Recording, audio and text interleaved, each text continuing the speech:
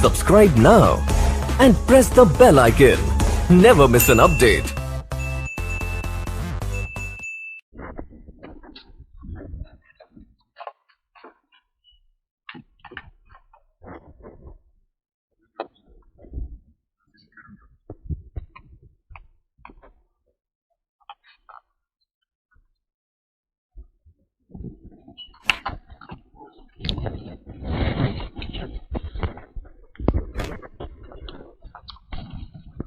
जी, आज के लेक्चर का आगाज करते हैं।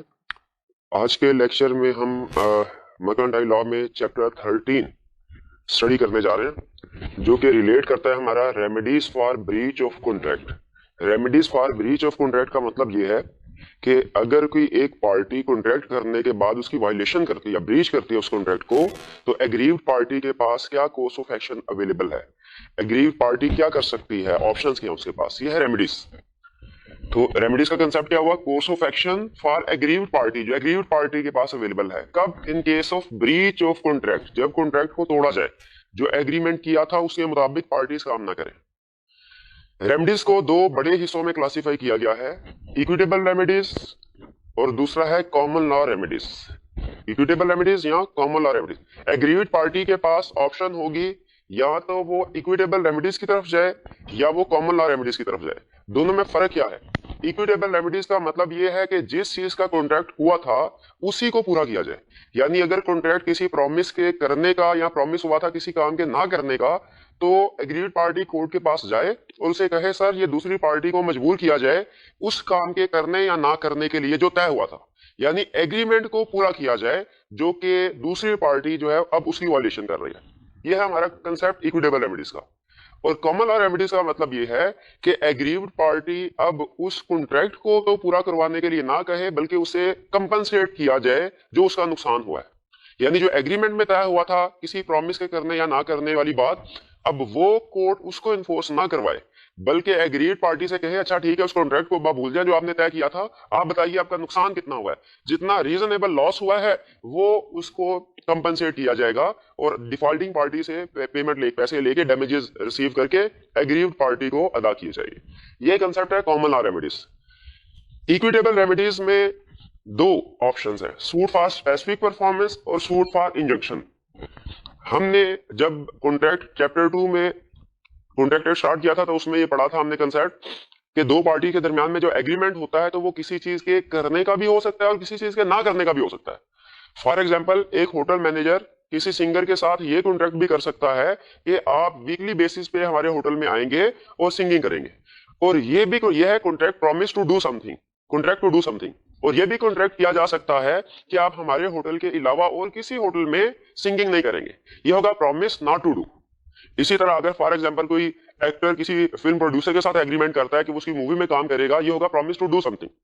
और अगर एग्रीमेंट में ये लिखा जाता है कि वो उस प्रोड्यूसर के अलावा और किसी प्रोड्यूसर के साथ कोई मूवी जो है कॉन्ट्रैक्ट साइन नहीं करेगा, तो ये होगा contract not to do something. अब इक्विटेबल रेमेडीज में दो ऑप्शन है, सूट फॉर स्पेसिफिक परफॉर्मेंस और suit for injunction. Suit for specific performance का मतलब यह है कोर्ट को अप्लाई किया जाए और कोर्ट ऑर्डर करे टू डू प्रॉमिस, यानी अगर कॉन्ट्रैक्ट में एग्रीमेंट में यह बात तय पाई है कि एक पार्टी कोई काम करेगी, टू डू समथिंग एग्री हुआ है, तो फिर कोर्ट से कहा जाएगा कि इस पार्टी को मजबूर किया जाए वो काम करे। यह कहलाता है सूट फॉर स्पेसिफिक परफॉर्मेंस। और सूट फॉर इंजंक्शन, अगर कॉन्ट्रैक्ट में यह तय पाया है कि कोई पार्टी कोई काम नहीं करेगी, इसे कहा जाता है सूट फॉर इंजंक्शन। यानी इसमें कोर्ट ऑर्डर करता है, मना करता है किसी पर्सन को कोई काम करने से। फॉर एग्जाम्पल, अगर दो बिजनेसमैन के दरमियान में ये एग्रीमेंट तय पाता है कि एक एरिया में कोई दूसरा बिजनेसमैन, ए और बी दो बिजनेसमैन है, दो ट्रेडर्स हैं, और दोनों के दरमियान में एग्रीमेंट ये हुआ कि इस मार्केट में सिर्फ ए ट्रेड करेगा, बी इस मार्केट में ट्रेड नहीं करेगा, तो अब ये एग्रीमेंट हुआ नॉट टू डू समथिंग। अगर इस एग्रीमेंट के एक महीने के बाद बी दोबारा इस मार्केट में आता है, तो ए जो केस फाइल करेगा बी के खिलाफ, क्या वो सूट फॉर स्पेसिफिक परफॉर्मेंस होगा या सूट फॉर इंजंक्शन होगा? वो कौन सा सूट होगा? वो सूट फॉर इंजंक्शन होगा, जिसमें कोर्ट से रिक्वेस्ट की जाएगी कि सर ऑर्डर कीजिए इसे कि ये काम जो प्रॉमिस इसने किया था ना करने का उसको पूरा करें।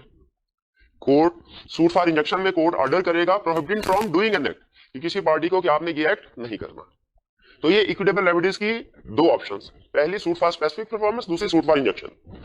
सूट फॉर स्पेसिफिक परफॉर्मेंस यानी जिसमें कोर्ट ऑर्डर करता है कि आपने कोई काम करना है, इन सिचुएशन में अलाउ किया जाता है। देखिए suit for specific performance her situation में अलाउ नहीं किया जाएगा, कुछ सिचुएशन में अलाउ किया जाता है और कुछ सिचुएशन में suit for specific performance allow नहीं किया जाता। जिन सिचुएशन में suit for specific performance allow नहीं किया जाएगा उन केसेस में फिर कोर्ट डैमेजेस की तरफ जाएगी, कॉमन लॉ रेमेडीज की तरफ जाएगी, उसमें फिर इक्विटेबल रेमेडीज जो है वो अलाउ नहीं की जाएगी। अब नेक्स्ट हमने एग्जाम पॉइंट ऑफ व्यू से अहम कंसेप्ट ये स्टडी करने जा रहे हैं कि वो कौन सी सिचुएशन है जिनमें court suit for specific performance को अलाउ करता है और कौन सी सिचुएशन है जिनमें स्पेसिफिक परफॉर्मेंस अलाउ नहीं की जाती। तो पहली सिचुएशन, पहले जिन सिचुएशन में suit for specific performance allow किया जाता है, पहली एग्जांपल कह रहे हैं when actual damages are not measurable, जब एक्चुअल डैमेजेस मेजर ना किए जा सकते हो। इसका मतलब ये हुआ अगर एक्चुअल डैमेजेस मेजर किए जा सकते हैं और वो एडिक्वेट रेमेडी है तो कोर्ट स्पेसिफिक परफॉर्मेंस अलाउ नहीं करेगी बल्कि रेमेडीज की तरफ जाएगी। एग्जांपल से समझते हैं इस कांसेप्ट को। फर्ज कीजिए कि दो ट्रेडर्स के दरमियान में एग्रीमेंट ये हुआ कि पार्टी ए पार्टी बी को राइस सप्लाई करेगी फॉर एग्जांपल 120 पर केजी के रेट पे। ड्यू डेट पे उस पार्टी ने राइस सप्लाई करने से रिफ्यूज कर दिया। क्यों रिफ्यूज? इसलिए किया क्योंकि राइस का जो रेट था वो इंक्रीज हो गया, वो फॉर एग्जांपल 150 पर केजी पे आ गया और ट्रेडर ने कहा जी अब तो मैं अगर 120 पे सप्लाई करूंगा तो मुझे नुकसान होगा। क्या ये ब्रीच ऑफ कॉन्ट्रैक्ट है? बिल्कुल ब्रीच ऑफ कॉन्ट्रैक्ट है। अगर बी ट्रेडर कोर्ट के पास चला जाता है, आपके ख्याल में court equitable remedy suit for specific performance की तरह का ऑर्डर इशू करेगा या कि डैमेजेस का? डैमेजेस। क्यों? इस केस में एक्चुअल डैमेजेस मेजरेबल है। कैसे मेजरेबल है? वो 30 का जो डिफरेंस होगा, प्राइस का डिफरेंस है। तो अगर एक्चुअल डैमेजेस मेजरेबल हो और एडिक्वेट रेमेडी हो, एक्चुअल डैमेजेस मेजरेबल हो और एडिक्वेट रेमेडी हो तो फिर कोर्ट स्पेसिफिक परफॉर्मेंस का ऑर्डर नहीं इशू करता बल्कि डैमेजेस की तरफ जाता है। हाँ, अगर एक्चुअल डैमेजेस मेजरेबल नहीं है या कोर्ट के ख्याल में डैमेजेस एडिक्वेट रेमेडी नहीं है तो उन सिचुएशन में कोर्ट स्पेसिफिक परफॉर्मेंस का ऑर्डर इशू करेगा। फॉर एग्जांपल फर्स्ट कीजिए दो पार्टीज के दरमियान में सेल परचेज का एग्रीमेंट हुआ, लेकिन एग्रीमेंट किस चीज का हुआ? किसी रेयर पेंटिंग का, वर्क ऑफ आर्ट का या बिल्डिंग की सेल परचेज का, प्रॉपर्टी की सेल परचेज का। तो जो रेयर आर्टिकल्स होते हैं या बिल्डिंग्स की प्रॉपर्टी की सेल परचेज के एग्रीमेंट होते हैं। अब याद रखिए प्रॉपर्टी जो है हर प्रॉपर्टी लॉ की नजर में दूसरी प्रॉपर्टी से यूनिक है। रेयर पेंटिंग्स जो होती हैं रेयर आर्टिकल्स हैं, अब क्योंकि ये भी एक्टिवली मार्केट में ट्रेड तो नहीं हो रहे होते, तो इसीलिए इन केसेस में लॉ का पॉइंट ऑफ व्यू ये है कि यहां पे एक्चुअल डैमेजेस को मेजर नहीं किया जा सकता। तो जहां पे एक्चुअल डैमेजेस को मेजर नहीं किया जा सकता वहां पे कोर्ट स्पेसिफिक परफॉर्मेंस को अलाउ करेगा। जहां पे एक्चुअल डैमेजेस को मेजर किया जा सकता है और डैमेजेस एडिक्वेट रेमेडी है वहां पे स्पेसिफिक परफॉर्मेंस अलाउ नहीं की जाती। स्पेसिफिक परफॉर्मेंस अलाउ नहीं की जाती तो फिर क्या अलाउ किया जाता है? डैमेजेस। तो अभी तक हमने जो एग्जांपल पढ़ी वो सिचुएशन जिनमें स्पेसिफिक परफॉर्मेंस अलाउ की जाएगी वो है when actual damages are not measurable, when damages are not adequate remedy. Example भी आगे हमारी बुक दे रही है। एग्जांपल्स क्या है? Contract for sale of rare commodities and property. Property को भी लॉ एक रेयर आइटम तो नहीं है लेकिन ये यूनिक है, ठीक है, इन द सेंस के हर प्रॉपर्टी की कंस्ट्रक्शन, उसमें जो मटेरियल है, उसकी जो लोकेशन है वो दूसरी प्रॉपर्टी से डिफरेंट होते हैं। तो ये वो एग्जांपल्स हैं जिनमें कोर्ट स्पेसिफिक परफॉर्मेंस अलाउ करता है। कौन कौन सी एग्जांपल्स हैं? जब जो डैमेजेस हैं उनको मेजर ना किया जा सकता हो। दूसरी example when damages adequate remedy नहीं है। फॉर एग्जांपल रेयर कमोडिटीज की सेल का कॉन्ट्रैक्ट हो और प्रॉपर्टी की सेल परचेज का कॉन्ट्रैक्ट हो। ये वो एग्जांपल जिनमें स्पेसिफिक परफॉर्मेंस अलाउ की जाती है। अब हम एग्जांपल स्टडी करते हैं वो जिनमें स्पेसिफिक परफॉर्मेंस अलाउ नहीं की जाती। सबसे पहले contract of personal nature. Contract of personal nature क्या है? फॉर एग्जांपल किसी का एग्रीमेंट हुआ, पेंडिंग हमें हमारे लिए बना दीजिए। या फॉर एग्जांपल पर्सनल नेचर के कॉन्ट्रैक्ट की एग्जांपल है प्रॉमिस टू मैरी। अब फर्ज कीजिए अगर एक पार्टी रिफ्यूज कर देती है कि पहले प्रॉमिस टू मैरी किया उसके बाद रिफ्यूज कर देती है कि हम जो है वो पार्टी उस कॉन्ट्रैक्ट को प्रॉमिस को पूरा नहीं करेगी, क्या कोर्ट आपके ख्याल में ऑर्डर करेगा जबरदस्ती कि नहीं आपने पहले प्रॉमिस किया था जरूर से शादी कीजिए? नहीं, ये जो कॉन्ट्रैक्ट है पर्सनल नेचर के, पर्सनल नेचर के कॉन्ट्रैक्ट में स्पेसिफिक परफॉर्मेंस अलाउ नहीं की जाती, डैमेजेस की तरफ जाया जाता है। जब हम डैमेजेस डिस्कस कर रहे होंगे तो उसमें आप पढ़ेंगे कि इस तरह के कॉन्ट्रैक्ट में डैमेजेस अलाउ किए जाते हैं। फिर when one party is minor, ठीक है, क्योंकि वो पार्टी माइनर आपको पता है वो कैपेबल ऑफ कॉन्ट्रैक्ट नहीं है तो कोर्ट उस सिचुएशन में भी स्पेसिफिक परफॉर्मेंस अलाउ नहीं करता। Where court can not supervise performance. For example husband wife में एग्रीमेंट हुआ कि जी जिसमें सुलहनामे में हस्बैंड ने तय किया कि जी वो अब अपने वाइफ की खिदमत करेगा और घर के सारे काम करेगा, वक्त पे कपड़े धोएगा, खाना पकाएगा। अब अगर इस एग्रीमेंट की वायलेशन होती है, वाइफ कोर्ट के पास पहुंच जाती है कि जी ऑर्डर कीजिए स्पेसिफिक परफॉर्मेंस का। आपके ख्याल में क्या कोर्ट इसको सुपरवाइज कर सकते हैं इस एग्रीमेंट को? बिल्कुल नहीं कर सकता। वो घर जाके थोड़ी देखेगा वो दिन रात वो अपना एग्रीमेंट पूरा कर रहा है कि नहीं कर रहा। तो यहाँ पे जब कोर्ट सुपरवाइज नहीं कर सकता किसी कॉन्ट्रैक्ट की परफॉर्मेंस को, तो फिर उसको अलाउ भी नहीं करते वो। Next, if contract is inequitable for either party, अगर कोर्ट के ख्याल में दोनों पार्टीज में से किसी एक पार्टी के साथ जाती होगी अगर इस कॉन्ट्रैक्ट को पूरा किया गया, तो कोर्ट उसकी स्पेसिफिक परफॉर्मेंस भी अलाउ नहीं करेगा। तो ये हमने एग्जांपल्स पढ़ ली इक्विटेबल रेमेडीज में सूट फॉर स्पेसिफिक परफॉर्मेंस के। ठीक है, तो बताइए जब कभी ब्रीच ऑफ कॉन्ट्रैक्ट होगा, दो बड़ी टाइप्स ऑफ रेमेडीज क्या अवेलेबल है एग्रीड पार्टी के पास? इक्विटेबल रेमेडीज और दूसरा common law remedies. Equitable remedies का कंसेप्ट क्या है कि जो एग्रीमेंट में तय हुआ था वैसे ही उसको पूरा किया जाए, यानी एग्रीमेंट में अगर तय हुआ था कोई काम किया जाएगा टू डू इट, तो उसको पूरा किया जाए। और अगर एग्रीमेंट में तय हुआ था कि कोई काम नहीं करना, नॉट टू डू, तो फिर उसको पूरा किया जाए। जो एग्रीमेंट टू डू है उनके लिए कोर्ट ऑर्डर करता है सूट फॉर स्पेसिफिक परफॉर्मेंस, उनके लिए suit for specific performance file किया जाता है। और जब तय ये बात है कि कोई काम नहीं किया जाएगा तो वो इंजेक्शन कहलाता है। हमने स्टडी कर लिया किन एग्जांपल्स में court suit for specific performance allow करता है और किन में अलाउ नहीं करता है। एग्जाम पॉइंट ऑफ व्यू से ये कंसेप्ट अहम है। नेक्स्ट, कॉमन लॉ रेमेडीज की तरफ। फर्स्ट कीजिए, अब पार्टी ये समझती है कि कॉन्ट्रैक्ट की नेचर ऐसी थी, अब उस पर स्पेसिफिक परफॉर्मेंस की तरफ हमें नहीं जाना चाहिए बल्कि डैमेजेस क्लेम करने चाहिए। तो डैमेजेस भी क्लेम कर सकते हैं। ठीक है, दोनों में से कोई एक ऑप्शन सेलेक्ट करनी होगी। अब अगर कॉमन लॉ रेमेडीज की तरफ आती है पार्टी, इक्विटेबल रेमेडीज की बजाय कॉमन लॉ रेमेडीज की तरफ, तो उसमें तीन काम करने होंगे। पहला काम रिसीजन, दूसरा काम रेस्टिट्यूशन और तीसरा काम डैमेजेस। पहला काम रिसीजन, दूसरा रेस्टिट्यूशन और तीसरा डैमेजेस। रिसीजन का मतलब क्या है? रिसीजन का मतलब यह है to put a contract to end, एक कॉन्ट्रैक्ट को कैंसल कर देना, अवॉइड करना कॉन्ट्रैक्ट से, जैसे कि वाइडेबल कॉन्ट्रैक्ट में होता है। वाइडेबल कॉन्ट्रैक्ट में क्या, जब आपको याद होगा when consent is not free, अगर कंसेंट फ्री ना हो पार्टीज की, तो फिर एग्रीड पार्टी के पास ऑप्शन होती है कि वो कॉन्ट्रैक्ट को रिसिंड कर सकती है। तो पहला काम क्या करना है कॉमन लॉ रेमेडीज में? रिसीजन। रिसीजन का मतलब क्या होगा? कॉन्ट्रैक्ट को खत्म कर दिया जाए। अब ये पार्टी कोर्ट में जाएगी और उनसे कहेगी सर हम इस कॉन्ट्रैक्ट को खत्म करना चाहते हैं।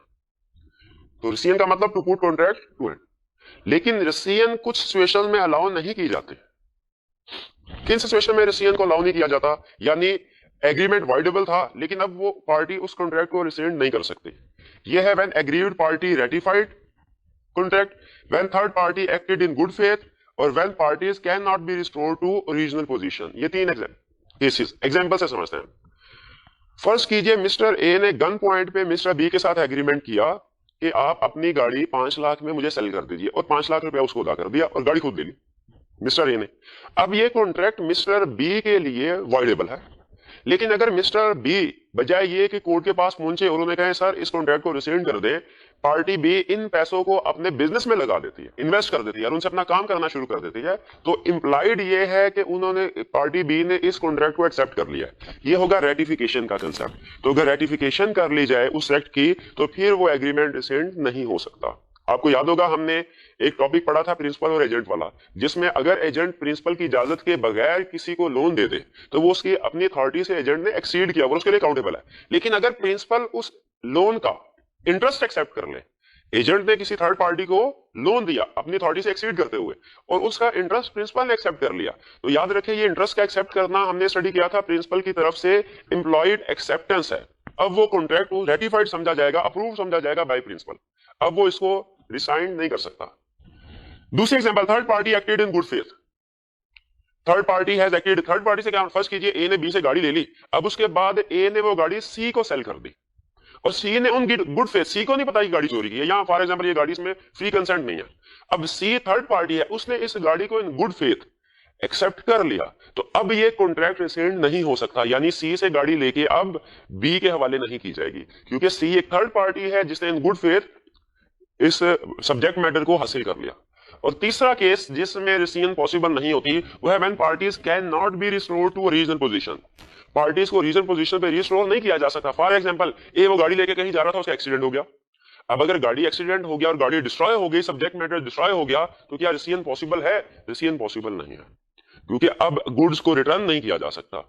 रिसीजन में कॉमन लॉ रेमेडीज में रूल होता है कि तीनों काम करने हैं। कॉन्ट्रैक्ट को सबसे पहले रिसेंड करना है, इसके बाद रेस्टिट्यूशन करनी है। रेस्टिट्यूशन का मतलब ये होता है कि बेनिफिट्स को रिस्टोर करना। अगर वो सब्जेक्ट मैटर ही डिस्ट्रॉय हो गया है तो उसे रिस्टोर रिटर्न नहीं किया जा सकता। तो ये तीन एग्जांपल हैं जब रिसीजन लॉ अलाउ नहीं करता। पहली एग्जांपल जब एग्रीव्ड पार्टी रेटिफाई कर ले, दूसरी एग्जांपल जब third party has acted in good faith, और थर्ड एग्जांपल जब when parties can not be restored to original position. इनके अलावा जितने भी केसेस होंगे उनमें रिसियन पॉसिबल है। रिसियन का मतलब कॉन्ट्रैक्ट को कैंसिल कर देना। अब कॉन्ट्रैक्ट कैंसिल हो गया, नेक्स्ट क्या करना है? नेक्स्ट ये करना है कि दोनों पार्टीज ने उस कॉन्ट्रैक्ट में जिसको कैंसिल कर दिया गया है उसमें जो भी बेनिफिट्स वगैरह रिसीव किए थे, फॉर एग्जांपल कुछ एडवांस वगैरह रिसीव किया था, कैश रिसीव किया था किसी किस्म का, उनको रिस्टोर किया जाएगा। इसको कहते हैं रेस्टिट्यूशन लीगल लैंग्वेज में, रिस्टोर किया जाए। यानी ए और बी के दरमियान में जो एग्रीमेंट हुआ तो ए अब गाड़ी वापस करेगा बी को और बी वो 5 लाख रुपया वापस करेगा ए को। यह है रेस्टिट्यूशन। रिसियन होगी, कॉन्ट्रैक्ट खत्म हो गया। रेस्टिट्यूशन उस कॉन्ट्रैक्ट पे जो बेनिफिट्स रिसीव किए गए थे एक दूसरे से वो वापस कर दिए गए, रिटर्न कर दिए गए। अब क्या करना है? अब सबसे अहम बात डैमेजेस। भाई इस एक्ट की वजह से बी को हो सकता है कुछ नुकसान हुआ हो। जब किसी भी कॉन्ट्रैक्ट की वायलेशन होती है तो किसी ना किसी पार्टी को नुकसान जरूर होता है। तो नेक्स्ट हमारा कंसेप्ट है कि डैमेजेस भी अलाउ किए जाएंगे किसको? एग्रीड पार्टी को। जैसे हमने राइस वाली एग्जांपल ली थी तो उसमें सूट फॉर स्पेसिफिक परफॉर्मेंस तो अलाउ नहीं किया कोर्ट ने, क्योंकि उसमें डैमेजेस एडिक्वेट रेमेडी थे, डैमेजेस को मुहैया किया जा सकता था। लेकिन कोर्ट ऑर्डर करेगा डिफॉल्टिंग पार्टी को कि जो मार्केट रेट और कॉन्ट्रैक्ट प्राइस का डिफरेंस है वो अदा किया जाए ट्रेडर को। इसे कहते हैं डैमेजेस। डैमेजेस क्या है? डैमेजेस है मॉनिटरी कंपनसेशन, पैसों की शक्ल में कंपनसेट करना। किसको कंपनसेट करना? Agreed party. अच्छा, इसमें बेसिक रूल हमने ध्यान में रखना है क्या कि डैमेजेस का बेसिक पर्पस क्या होता है? कंपनसेट करना है एग्रीड पार्टी को। इसका यह मकसद नहीं है कि हमने डिफॉल्टिंग पार्टी को सजा देनी है, पेनलाइज करना मकसद नहीं है।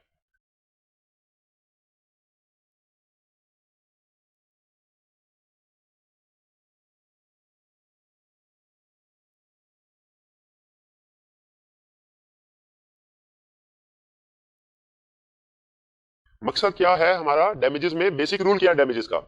ये हमने एग्रीड पार्टी को कंपनसेट करना है। इसका मतलब ये हुआ एग्रीड पार्टी का अंदाजा लगाया जाएगा एग्रीड पार्टी का कितना नुकसान हुआ है। जितना नुकसान हुआ है उतना ही अलाउ किया जाएगा, ना उससे कम ना उससे ज्यादा। ठीक है, इस रूल से हमें क्या बात पता चलती है? डैमेजेस का बेसिक रूल क्या अलाउ करने का? इसका पर्पस ये है कि हमने एग्रीड पार्टी को कंपनसेट करना है, डिफॉल्टिंग पार्टी को पेनलाइज करना, उसको सजा देना मकसद नहीं। उसका मतलब ये, अगर फर्ज कीजिए पार्टी ने डिफॉल्ट किया लेकिन जो डेट थी राइस डिलीवर करने के लिए उस डेट पे मार्केट रेट भी वही है जो कॉन्ट्रैक्ट में रेट तय पाया था, क्या इस सिचुएशन में एग्रीव्ड पार्टी को कोई नुकसान हुआ कॉन्ट्रैक्ट ब्रीच होने से? कभी कोई नुकसान नहीं हुआ, क्योंकि मार्केट रेट भी वही है जो कॉन्ट्रैक्ट प्राइस है। इस सिचुएशन में क्या कोई डैमेजेस अलाउ करने चाहिए कोर्ट को? इसका जवाब है नहीं। तो याद रखिए कि डैमेजेस का बेसिक रूल क्या है? कंपनसेट करना है हमने एग्रीव्ड पार्टी को, डिफॉल्टिंग पार्टी को सजा देना मकसद नहीं है। डैमेजेस की 3 बड़ी टाइप्स हैं, ऑर्डिनरी डैमेजेस, स्पेशल डैमेजेस और nominal damages. Ordinary damages, special damages और नॉमिनल डैमेजेस। नॉमिनल डैमेजेस का एग्जांपल क्या है? ये बहुत स्मॉल डैमेज कब अलाउ किए जाते हैं? When there is technical violation. कोई वायलेशन जरूर हुई लॉ की लेकिन लॉस कोई नहीं हुआ, एग्रीड पार्टी को नुकसान कोई नहीं हुआ। जैसे तय पाया था 120 पर केजी के रेट पे राइस डिलीवर किए जाएंगे, ड्यू डेट पे जो मार्केट रेट था वो भी 120 था, लेकिन राइस डिलीवर नहीं किए गए, वायलेशन हुई कॉन्ट्रैक्ट की। लेकिन चूंकि मार्केट प्राइस और कॉन्ट्रैक्ट प्राइस में फर्क नहीं है और कोई नुकसान नहीं हुआ, इसलिए कोर्ट कोई डैमेजेस अलाउ नहीं करेगी एग्रीड पार्टी। हाँ, सिर्फ एक इशारतन या मिसाल के तौर पे एक नॉमिनल बराए नाम डैमेजेस जो है वो ऑर्डर किए जाएंगे, पे किए जाए। फॉर एग्जांपल 10 रुपए, 50 रुपए या 100 रुपए।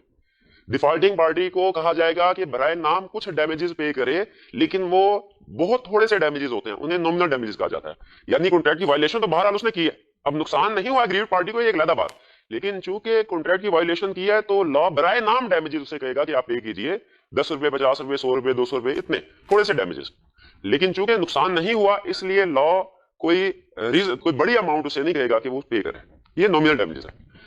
अब nominal damages, very small damages, जब लॉ की वायलेशन हुई, कॉन्ट्रैक्ट की वायलेशन हुई लेकिन एग्रीड पार्टी को नुकसान कोई नहीं हुआ। दूसरे डैमेजेस है हमारे पास ऑर्डिनरी और special. Case study point of view से ये दो बहुत अहम है, खास तौर पे स्पेशल डैमेजेस।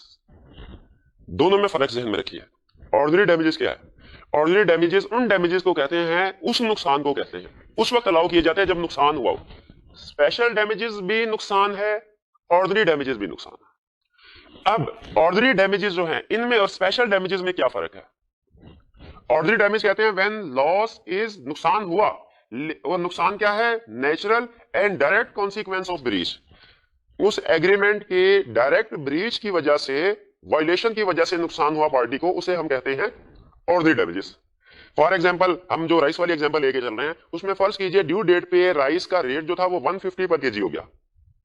अब इसका मतलब हुआ जो 30 का डिफरेंस आया पर केजी, वो डायरेक्ट लॉस हुआ उस पार्टी को जिसने राइस बाय करने थे। तो इसका मतलब जो ऑर्डिनरी डैमेजेस होंगे वो डिफरेंस होगा मार्केट प्राइस और कॉन्ट्रैक्ट प्राइस का।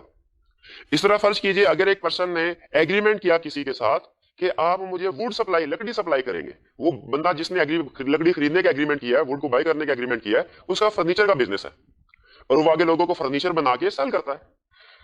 अब अगर एग्रीमेंट हुआ उसका पार्टी के साथ, मिस्टर ए का पार्टी बी के साथ एग्रीमेंट हुआ कि पार्टी बी डिलीवर करेगी वुड को एक सर्टेन डेट पे, फॉर एग्जांपल 30 जनवरी को, और करंट जो रेट तय पाया वो तय पाया फॉर एग्जांपल 10,000 पर यूनिट। अब 30 तारीख को जो मार्केट रेट था वो 12,000 पर यूनिट हो गया, इंक्रीज हो गया। पार्टी बी ने रिफ्यूज कर दिया कि चूंकि अब ये जो वुड है वो कॉस्टली एक्सपेंसिव हो गया, इसलिए वो इस गुड्स को डिलीवर नहीं करेंगे। क्या कॉन्ट्रैक्ट ब्रीच हुआ? अच्छा, बिल्कुल ब्रीच हुआ। अब इसमें डायरेक्टली कितना नुकसान हुआ बायर को, जिसने बाय करना था मिस्टर ए को, जिसने बाय करना था मिस्टर बी से, डायरेक्ट कितना नुकसान हुआ? वो नुकसान हुआ 2,000 per unit. Contract price 10,000, market price 12,000, दोनों का डिफरेंस 2,000 पर यूनिट। तो जो 2,000 का लॉस हुआ, इसे हम कहते हैं ये है natural and direct consequences of breach of contract. Natural and direct consequences of breach of contract. लेकिन याद रखिए कि ये तो कोर्ट अलाउ करेगा, जरूर करेगा, लेकिन फर्ज कीजिए अगर वो मिस्टर ए मिस्टर बी से ये कहता है कि 2,000 के अलावा आप मुझे 5,000 फर्दर डैमेजेस अलाउ कीजिए, मुझे पे कीजिए, इसलिए कि आप अगर ड्यू डेट में मुझे गुड्स लकड़ी डिलीवर कर देते तो मैंने एक थर्ड पार्टी के साथ एग्रीमेंट किया था, उसको फर्नीचर बना के बेचना था अगले महीने की 10 तारीख तक। अब आपने मुझे ड्यू डेट पे रॉ मटेरियल सप्लाई नहीं किया, जिसकी वजह से मैं फिनिश गुड्स नहीं बना सका और मेरा जो मिस्टर सी के साथ एग्रीमेंट हुआ था उसको पूरा नहीं कर सका। अब जो मिस्टर सी के साथ मैं एग्रीमेंट अगर पूरा कर लेता, मुझे इस पे 5,000 प्रॉफिट होता। अब आपके ब्रीच ऑफ कॉन्ट्रैक्ट की वजह से मुझे 5,000 का प्रॉफिट नहीं हो सका। अब ये 5,000 भी मुझे आप पे कीजिए। क्या ये मिस्टर बी को पे करना चाहिए या नहीं करना चाहिए? ये याद रखिए, एक चीज तो क्लियर जहन में बिठा ले कि ये डायरेक्ट कॉन्सिक्वेंसेज ऑफ ब्रीच नहीं है, ये इनडायरेक्ट कॉन्सिक्वेंसेज है। यानी डायरेक्टली नुकसान नहीं हुआ, लेकिन उसका थर्ड पार्टी के साथ जो एग्रीमेंट हुआ था उसके ब्रीच की वजह से इनडायरेक्ट लॉस हुआ। तो इसे हम कहते हैं स्पेशल डैमेजेस। स्पेशल डैमेजेस में लॉ का रूल बहुत सिंपल है, वो कहता है ये हम अलाउ करेंगे लेकिन सिर्फ उस वक्त अगर एट टाइम ऑफ कॉन्ट्रैक्ट दोनों पार्टीज को पता था, दोनों पार्टीज को पता था, एग्री किया था उन्होंने, फिर स्पेशल डैमेजेस को अलाउ किया जाएगा, वरना नहीं किया जाएगा। स्पेशल डैमेजेस क्या होते हैं? ये वो डैमेजेस हैं जो कि नेचुरल या डायरेक्ट कॉन्सिक्वेंसेज ऑफ ब्रीच नहीं है। नेचुरल या डायरेक्ट कॉन्सिक्वेंस ऑफ ब्रीच नहीं है। जो नेचुरल या डायरेक्ट कॉन्सिक्वेंसेज ऑफ ब्रीच होंगे वो होंगे हमारे ऑर्डिनरी डैमेजेस, ठीक है, जो कि मार्केट प्राइस, हमने हमारी एग्जांपल में मार्केट प्राइस और कॉन्ट्रैक्ट प्राइस का जो डिफरेंस है। और जो नॉट नेचुरल और डायरेक्ट लॉस हुआ, जरूर हुआ भी ब्रीच की वजह से, लेकिन डायरेक्टली कॉन्सिक्वेंसेज की वजह से नहीं, इनडायरेक्ट, ये स्पेशल सर्कमस्टेंसेज में क्रिएट होता है लॉस, ठीक है, अराइज इन स्पेशल और अनयूजुअल सर्कमस्टेंसेज, इसे हम कहेंगे स्पेशल डैमेजेस। और स्पेशल डैमेजेस लॉ किस वक्त अलाउ करेगा? जिस वक्त अगर एट टाइम ऑफ कॉन्ट्रैक्ट दोनों पार्टीज को पता है। यानी हमारी वाली एग्जांपल में क्या पार्टी बी ए को 5,000 भी पे करेगी? इसका आंसर डिपेंड करता है अगर at time of contract B को बता दिया गया था कि आपने जो हमें रॉ मटेरियल सप्लाई करना है इससे हम फर्नीचर बनाएंगे और मिस्टर सी को हम डिलीवर करेंगे, इस पे 5,000 का प्रॉफिट एक्सपेक्टेड है। अगर एट टाइम ऑफ कॉन्ट्रैक्ट ए और बी के दरमियान में ये बात तय आ गई थी, फिर तो अलाउ किया जाएगा ये डैमेजेस, वरना स्पेशल डैमेजेस अलाउ नहीं किए जाएंगे, ठीक है। फॉर एग्जाम्पल अगर ए ने डिलीवर नहीं किया वुड बी को और बी ने जो सी के साथ एग्रीमेंट था उसकी वायलेशन हुई, वो सी का एग्रीमेंट भी कंप्लीट नहीं कर सका। अब एक तो उसको जो फर्ज कीजिए एक स्टेप आगे चलते हैं एग्जांपल में, एक तो 5,000 जो लॉस एक्सपेक्टेड था वो, सॉरी 5,000 जो प्रॉफिट एक्सपेक्टेड था उसका नुकसान हुआ मिस्टर ए को। दूसरा, फर्दर अगर मिस्टर सी केस फाइल करे ए के खिलाफ कि आप अब मुझे डैमेजेस पे करें, तो एक तो नुकसान हुआ, ए का 5,000 का प्रॉफिट जो एक्सपेक्टेड था वो नहीं हुआ। दूसरा नुकसान यह हुआ कि 3,000 उसे डैमेजेस के तौर पे ए को सी को देने पड़े। क्या अब वो मिस्टर बी से ऑर्डिनरी डैमेजेस जो मार्केट प्राइस का डिफरेंस है वो तो रिकवर करवाएगा? क्या ये जो प्रॉफिट नहीं हो सका 5,000 ये भी रिकवर करवाएगा? ये डिपेंड करता है टाइम ऑफ कॉन्ट्रैक्ट दोनों पार्टीज के दरमियान में तय पाया था। अगर इन्फॉर्म किया गया था बी को तो याद रखें ना सिर्फ ये कि 5,000 रिकवर करवाएगा, बल्कि अगर इस एग्रीमेंट की ब्रीच की वजह से 2,000 डैमेजेस के तौर पे एक्स्ट्रा पे करना पड़ा है वो भी रिकवर करवाएगा। ये क्या ऑर्डिनरी डैमेजेस में आएंगे? नहीं, ये स्पेशल डैमेजेस में आएंगे। यानी जो टोटल डैमेजेस हम क्लेम करेंगे मिस्टर बी से वो होंगे 10,000। इसमें 2,000 डैमेजेस कौन से हैं? ऑर्डिनरी। और 8,000 कौन से हैं? स्पेशल डैमेजेस, जो किस वजह से राइज होते हैं? स्पेशल सर्कमस्टेंसेस की वजह से। वो नेचुरल और डायरेक्ट कॉन्सिक्वेंस ऑफ ब्रीच की वजह से नहीं है। ये हमारे स्पेशल डैमेजेस। अच्छा, अब आगे फर्दर एग्जांपल स्टडी करते हैं ऑर्डिनरी डैमेजेस और स्पेशल डैमेजेस की। स्पेशल डैमेजेस वो हैं जो कि कॉन्ट्रैक्ट में at time of formation agree कर लिए जाते हैं, तय पाते हैं दोनों पार्टीज के दरमियान में। अब लॉ ने आगे इनकी डिफरेंट सिचुएशंस हमें बताई हैं, 4 एग्जांपल्स फर्दर बताई हैं। रूल में याद रखिए सिंपल है, अगर एट टाइम ऑफ कॉन्ट्रैक्ट बता दोनों पार्टीज के दरमियान में स्पेशल डैमेजेस तय हो जाते हैं, एग्री हो जाते हैं, तो फिर वो अदा किए जाएंगे। और दूसरा रूल ध्यान में रखिएगा, अगर दोनों पार्टी आपस में डैमेजेस एग्री कर लेती हैं लेकिन वो एक्स्ट्रा ऑर्डिनरी अनरीजनेबली हाई होते हैं, तो लॉ कहता है नहीं, हमने, हमारा चूंकि बेसिक रूल ये है कि हमने कंपनसेट करना है एग्रीव्ड पार्टी को, तो जितना एग्रीव्ड पार्टी को नुकसान होगा हम उतना ही डैमेजेस अलाउ करेंगे, अनरीजनेबली हाई डैमेजेस अलाउ नहीं करेंगे। जैसे फर्ज कीजिए, लॉ हमें 2 टर्म बताता है, लिक्विड डैमेजेस और पेनल्टी। कॉन्ट्रैक्ट में तय पाया पार्टीज के दरमियान में अगर कोई एक पार्टी डिफॉल्ट करेगी तो वो इतनी payment, for example 5 lakh, 10 lakh, 15, जो भी पेमेंट एग्री कर लेते हैं वो दूसरी पार्टी को पे करेगी। अब क्या दो पार्टीज आपस में एग्रीमेंट में ये प्रोविजन तय कर सकते हैं कि एक पार्टी ने डिफॉल्ट किया तो वो एक सर्टेन सम ऑफ मनी दूसरी पार्टी को पे करेगी? इसका जवाब है बिल्कुल तय कर सकते हैं। लेकिन याद रखें, वो 2 तरह के लॉ टर्म यूज करता है ऐसी प्रोविजन के बारे में, लिक्विड डैमेजेस और पेनल्टी। लिक्विड डैमेजेस कहते हैं जब जो अमाउंट तय हुई है वो प्रोपोर्शनेट टू एक्चुअल लॉस है, वो एक्चुअल लॉस के करीब तर है। और पेनल्टी वो है जो डिसप्रोपोर्शनेट है, यानी एक्चुअल लॉस के मुताबिक नहीं है बल्कि इसको बढ़ा चढ़ा के लिखा गया। जैसे फर्ज कीजिए 2 पार्टी के दरमियान में एग्रीमेंट हुआ कोई गुड डिलीवर करने का, अगर इस एग्रीमेंट की वायलेशन होती है तो पार्टी एग्रीड पार्टी को अप्रोक्सीमेटली 2 लाख का नुकसान होगा। अगर इसको एस्टिमेट करके, एक फेयर एस्टिमेट लगा के कॉन्ट्रैक्ट में लिखा गया, अगर एक पार्टी ने वायलेशन की तो वो दूसरी पार्टी को 2 लाख रुपया अदा करेगी, इसको हम क्या कहेंगे? लिक्विड डैमेजेस या पेनल्टी? Liquid damages. लॉ कहता है लिक्विड डैमेजेस ये एक्सेप्टेबल है, ये पे किए जाएंगे। लेकिन अगर फर्ज कीजिए अंदाजा ये है कि 2 लाख का नुकसान होगा लेकिन कॉन्ट्रैक्ट में लिखा गया कि वो पार्टी 10 लाख पे करेगी, तो ये पेनल्टी के सेंस में आएगा। इसका मकसद है एग्रीड पार्टी को जो है सजा देना। लॉ कहता है इसको हम अलाउ नहीं करेंगे, ऐसी प्रोविजंस को, तो इसको अलाउ नहीं करेंगे। तो फिर इसकी जगह क्या अलाउ किया जाएगा? एक reasonable compensation, reasonable damages, penalty. इसी तरह स्टिपुलेशन फॉर इंटरेस्ट, अगर एक पार्टी कॉन्ट्रैक्ट में ये तय पाया एक पार्टी अगर पेमेंट नहीं करती ड्यू डेट पे तो वो इतने परसेंटेज ऑफ इंटरेस्ट पे करेगी दूसरी पार्टी को। क्या एग्रीमेंट में ये बात तय पा सकती है? तो बिल्कुल तय पा सकती है, इसे कहते हैं स्टिपुलेशन फॉर इंटरेस्ट। लेकिन लॉ यहां पे ये कहेगा कि अगर तो इंटरेस्ट जो तय पाया है वो रीजनेबल है, फॉर एग्जांपल 10%, 7%, 6%, फिर तो इसे पे किया जाएगा। लेकिन अगर ये इंटरेस्ट अनरीजनेबली हाई है, जैसे 50%, क्या ये पाया अगर एक पार्टी ने पेमेंट नहीं की ड्यू डेट पे तो वो पर मंथ 50% के हिसाब से दूसरी पार्टी को इंटरेस्ट पे करेगी, तो ये अनरीजनेबली हाई है, इसको लॉ अलाउ नहीं करेगा। इसी तरह एक और कंसेप्ट उन्होंने डिस्कस किया, फॉरफीचर ऑफ डिपॉजिट। बाजू का ऐसा होता है 2 पार्टीज के दरमियान में एग्रीमेंट तय पाता है और बयाना के तौर पे, एडवांस के तौर पे कुछ अमाउंट दूसरी पार्टी को जमा करवा दी जाती है। अब अगर फर्ज कीजिए 2 पार्टीज के दरमियान में एग्रीमेंट ये तय पाया कि आप हमें गुड्स सप्लाई करेंगे, एडवांस के तौर पे, डिपॉजिट के तौर पे कुछ अमाउंट दे दी गई उस पार्टी को, और बाद में जिस पार्टी ने ये खरीदना था और एडवांस जमा करवा दिया था उसका माइंड चेंज हुआ और अब उसने वो उस, फॉर एग्जांपल एसी के एग्जांपल लेते हैं, एक पार्टी ने दूसरे कहा मैं आपसे एसी खरीदना चाहता हूं, एडवांस में 20,000 जमा करवा दिया और कहा बाकी अमाउंट जब आप एसी डिलीवर करेंगे तब आपको पे की जाएगी। ड्यू डेट से पहले बायर का माइंड चेंज हुआ, उसने कहा जी अब मैं एसी आपसे नहीं खरीदूंगा। क्वेश्चन यहाँ पे यह है कि क्या सेलर यहाँ पे 20,000 जो एडवांस था सिक्योरिटी डिपॉजिट के तौर पर दिया गया था, अर्नेस्ट मनी भी इसे कहते हैं, क्या उसको फॉरफिट कर सकती है, क्या उसको जब्त कर सकती है 20,000 को? क्वेश्चन ये है। लॉ इसका आंसर ये देता है कि सिक्योरिटी डिपॉजिट को जब्त नहीं किया, सिर्फ गवर्नमेंट जब्त कर सकती है। सिक्योरिटी डिपॉजिट जो है ये सिर्फ गवर्नमेंट इसको फॉरफिट कर सकती है, अदर पार्टीज फॉरफिट नहीं कर सकती। वो जो सेलर है उसे 20,000 रिटर्न करना पड़ेगा। हाँ, तो फिर सेलर के पास कोर्स ऑफ एक्शन क्या है? वो reasonable amount of damages claim कर सकता है, लेकिन सिक्योरिटी डिपॉजिट जो है इसको फॉरफिट नहीं कर सकता। तो ये हमारा कंसेप्ट था स्पेशल डैमेजेस में। स्पेशल डैमेजेस और नॉमिनल डैमेजेस में फर्क क्या है? नॉमिनल डैमेजेस है हमारा डायरेक्ट कॉन्सिक्वेंसेज ऑफ ब्रीच और स्पेशल डैमेजेस हैं इनडायरेक्ट, नॉट नेचुरल और direct consequences of breach. Ordinary damages भी अलाउ किए जाएंगे, स्पेशल डैमेजेस भी अलाउ किए जाएंगे, लेकिन स्पेशल डैमेजेस सिर्फ उस सूरत में अलाउ किए जाएंगे अगर दोनों पार्टीज को at time of formation of contract पता था, एग्री हुआ था पर्पस क्या होगा इस कॉन्ट्रैक्ट का, और दोनों पार्टीज को पता था अगर ये कॉन्ट्रैक्ट पूरा नहीं होता तो फिर नुकसान क्या हो सकता है।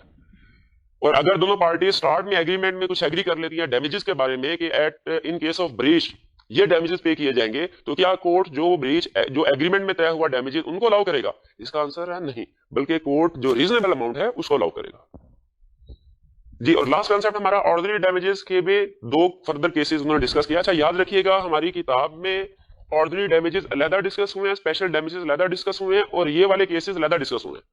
ठीक है, इसको हमने कंसेप्चुअल क्लैरिटी के लिए क्लासिफाई किया।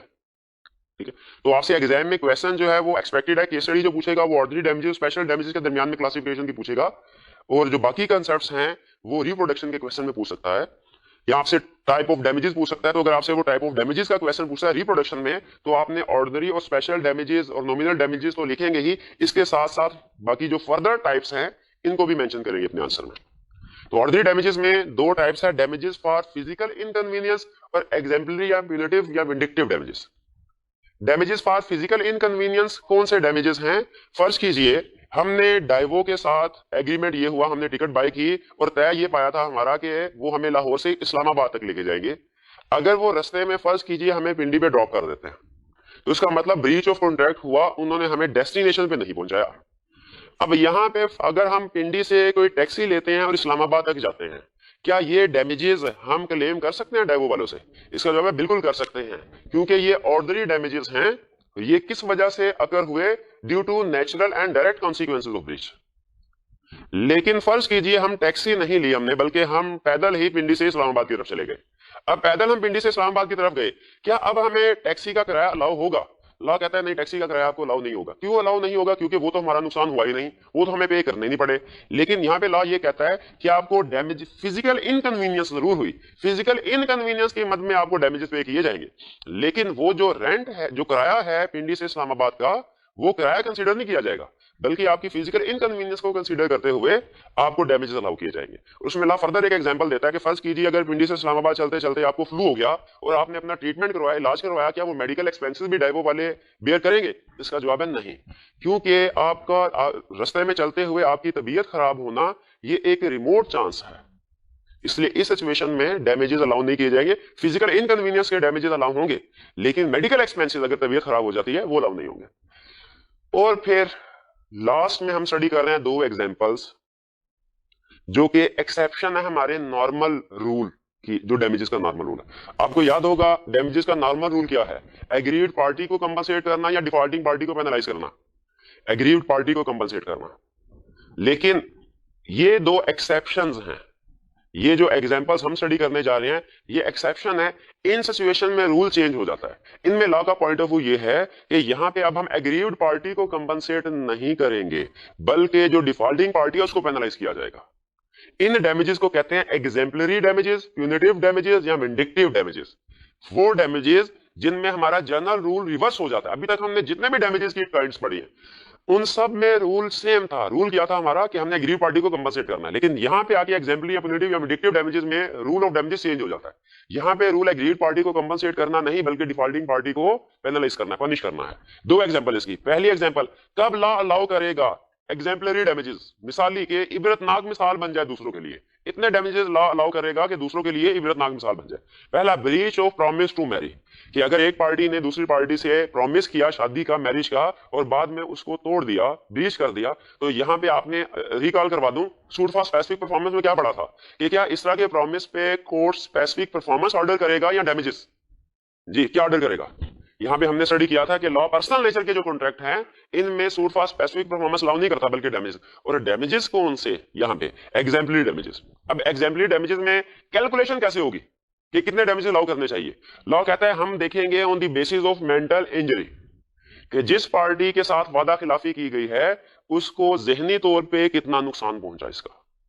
और दूसरा केस है रॉन्गफुल डिसऑनर ऑफ चेक। अगर कोई बैंकर किसी ट्रेडर का चेक डिसऑनर कर दे बगैर किसी वैलिड रीजन के, रॉन्गफुल डिसऑनर कर दे, तो याद रखिए चेक के पीछे, किसी भी चेक के पीछे उस ट्रेडर की मार्केट रेपुटेशन होती है। और एक चेक का डिसऑनर हो जाना बड़ा नेगेटिव सिग्नल होता है और उसकी जो ट्रेडिंग एक्टिविटीज में डिस्टर्बेंस क्रिएट कर सकता है। इसलिए लॉ कहता है कि अगर रॉन्गफुल डिसऑनर, किसी बैंक ने रॉन्गफुल किसी चेक को डिसऑनर किया तो हम इस सिचुएशन में एग्जाम्पलरी डैमेजेस अलाउ करेंगे। किसको? ट्रेडर को। जो कैलकुलेट किए जाएंगे किस बेस पे? उस ट्रेडर की मार्केट में गुडविल की बेस पे। तो ये है हमारे टाइप्स ऑफ डैमेजेस। हमने आज के लेक्चर में क्या स्टडी किया, क्विक सी रिवीजन करते हैं। हमने स्टडी किया concept remedies for breach of contract, यानी अगर एक पार्टी कॉन्ट्रैक्ट को ब्रीच करती है तो एग्रीड पार्टी के पास क्या ऑप्शंस हैं। हमने स्टडी किया दो बड़ी ऑप्शंस हैं, एक है हमारे पास कॉमन लॉ रेमेडीज और एक ऑप्शन है हमारे पास इक्विटेबल रेमेडीज। दोनों में फर्क क्या है? इक्विटेबल रेमेडीज का मतलब यह है कि जिस चीज का भी एग्रीमेंट हुआ था किसी चीज के करने या ना करने का, उसे ही कोर्ट में जाके इन्फोर्स करवाया जाए। और कॉमन लॉ रेमेडीज का मतलब क्या है कि जिस चीज के करने या ना करने का एग्रीमेंट हुआ था उसको अब साइड पे रख दिया जाए और एग्रीड पार्टी को जो नुकसान हुआ है उसका नुकसान पूरा किया जाए। ये बेसिक डिफरेंस है हमारा इक्विटेबल रेमेडीज में और कॉमन लॉ रेमेडीज में। इक्विटेबल रेमेडीज में दो तरह के केस फाइल किए जाते हैं, वो डिपेंड करता है एग्रीमेंट में क्या तय हुआ था, कोई काम करने का या कोई काम ना करने का। अगर कोई काम एग्रीमेंट हुआ था तो सूट फाइल किया जाता है स्पेसिफिक परफॉर्मेंस का, और अगर कोई काम ना करने का एग्रीमेंट हुआ था सूट फाइल किया जाता है इंजेक्शन का। फिर हमने केस स्टडीज किए, सिचुएशन स्टडी की कि किन सिचुएशन में स्पेसिफिक परफॉर्मेंस कोड अलाउ करता है, किन सिचुएशन में कोड अलाउ नहीं करता। तो अगर डैमेजेस एडिक्वेट रेमेडी है, डैमेजेस को मेजर किया जा सकता है, तो फिर बताइए क्या स्पेसिफिक परफॉर्मेंस अलाउ की जाएगी या नहीं की जाएगी? इस सिचुएशन में स्पेसिफिक परफॉर्मेंस अलाउ नहीं की जाएगी। लेकिन अगर कॉन्ट्रैक्ट है कोई रेयर आर्टिकल्स के सेल बाय करने का, अगर कॉन्ट्रैक्ट है किसी प्रॉपर्टी की बाइंग या सेलिंग का, यहाँ कोर्ट के ख्याल में डैमेजेस मेजरेबल नहीं है, डैमेजेस एडिक्वेट रेमेडी नहीं है, इन सिचुएशन में स्पेसिफिक परफॉर्मेंस को अलाउ किया जाएगा। फिर हमने स्टडी किया कॉमन लॉ रेमेडीज में कि कॉमन लॉ रेमेडीज में क्या ऑप्शन है। कॉमन लॉ रेमेडीज में तीन काम किए जाते हैं, तीनों साइमल्टेनियसली होते हैं। सबसे पहले देखा कॉन्ट्रैक्ट को रिसाइन किया जाएगा अगर पॉसिबल हो। तीन सिचुएशन हमने पढ़ी जिनमें कॉन्ट्रैक्ट की रिसाइन पॉसिबल नहीं है। सबसे पहले कॉन्ट्रैक्ट को रिसाइन किया जाएगा, उसके बाद जो बेनिफिट्स लिए दिए गए उनको वापस रिटर्न किया जाएगा, रिस्टोर किया जाएगा, और फिर उसके बाद डैमेजेस अलाउ किए जाएंगे। डैमेजेस की तीन टाइप्स हमने पढ़ी, बेसिक तीन टाइप्स हैं, nominal damages, ordinary damages, special damages. Nominal damages क्या है? डैमेजेस का बेसिक रूल क्या है कि इसका पर्पस एग्रीड पार्टी को कंपनसेट करना है, डिफॉल्टिंग पार्टी को पेनलाइज करना नहीं है। तो तीन तरह के डैमेजेस हैं, नॉमिनल डैमेजेस, ऑर्डिनरी डैमेजेस और स्पेशल डैमेजेस। नॉमिनल डैमेजेस क्या है? जब कॉन्ट्रैक्ट की वायलेशन तो हुई हो लेकिन एग्रीड पार्टी को नुकसान ना हुआ, तो रूल के मुताबिक लॉ कोई ज्यादा डैमेजेस अलाउ नहीं करता, बराए नाम नॉमिनल थोड़े से डैमेजेस जो है वो अलाउ किए जाते हैं। ऑर्डिनरी डैमेजेस वो हैं जिनमें नुकसान हुआ और जितना नुकसान हुआ उतना अलाउ किया जाता है। ऑर्डिनरी और स्पेशल डैमेजेस में फर्क यह है कि ऑर्डिनरी डैमेजेस हैं जो कि direct consequences of breach of contract है, और स्पेशल डैमेजेस जो कि direct consequences of breach of contract नहीं है, इनडायरेक्ट कॉन्सिक्वेंसेज हैं। फॉर एग्जाम्पल कोई जो प्रॉफिट एक्सपेक्टेड था वो नहीं हो सका किसी कॉन्ट्रैक्ट पे, तो वो हमारा स्पेशल डैमेजेस में आएगा। रूल क्या है? ऑर्डिनरी डैमेजेस और स्पेशल डैमेजेस का, स्पेशल डैमेजेस अगर at time of formation of contract agree हुए थे फिर अलाउ किए जाएंगे, वरना अलाउ नहीं किए जाएंगे। और फिर हमने स्टडी किया डैमेजेस फॉर फिजिकल इनकन्वीनियंस और एग्जाम्पलरी, प्यूनिटिव या विंडिक्टिव डैमेजेस। एग्जाम्पलरी या प्यूनिटिव या विंडिक्टिव डैमेजेस कैसे डिफरेंट है हमारे बाकी के अदर काइंड ऑफ डैमेजेस से? यहाँ पे रूल चेंज हो जाता है, यहाँ पे हमारा जनरल रूल चेंज होकर रिवर्स हो जाता है। अब जनरल रूल क्या था हमारा कि हमने एग्रीड पार्टी को कंपनसेट करना है, और यहाँ पे रूल क्या बन जाता है हमारा? डिफॉल्टिंग पार्टी को पेनलाइज करना है। जी, ये थे हमारे चैप्टर 13 के सारे कंसेप्ट। आज के लेक्चर में हम सिर्फ इस चैप्टर को कंक्लूड करेंगे। इनके जो पास्ट पेपर्स के क्वेश्चंस हैं और केस स्टडीज जो है वो इंशाल्लाह हम कल के लेक्चर में डिस्कस करेंगे। आज के लिए इतना काफी है। अल्लाह हाफिज।